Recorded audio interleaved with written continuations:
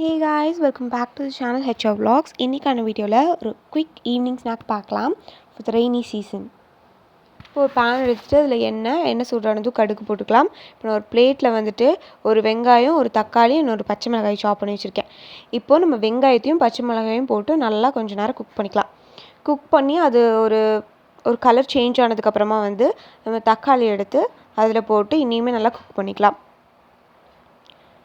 So அடுப்பை கொஞ்சம் நேரம் லோ ஃப்ளேமில் வச்சுட்டு இதை வந்து நல்லா குக் பண்ணலாம்.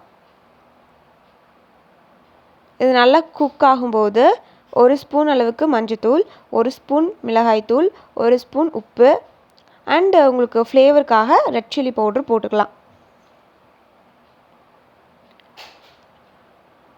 இப்போது இது வந்து ஒரு 5 மினிட்ஸ்க்கு லோ ஃப்ளேமில் குக் ஆகட்டும்.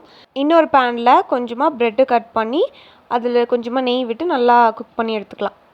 இப்போ இது நல்லா குக் ஆகிருக்கும். இதில் ஒரு எக்கு ஆட் பண்ணி நல்லா கலக்கிக்கோங்க. அண்ட் இப்போ இந்த 2 மிக்சரையும் போட்டு நல்லா கலக்குனீங்க அப்படின்னா சூப்பரான ஈவினிங் ஸ்நாக்ஸ் ரெடி ஆயிடுச்சு. தேங்க்யூ.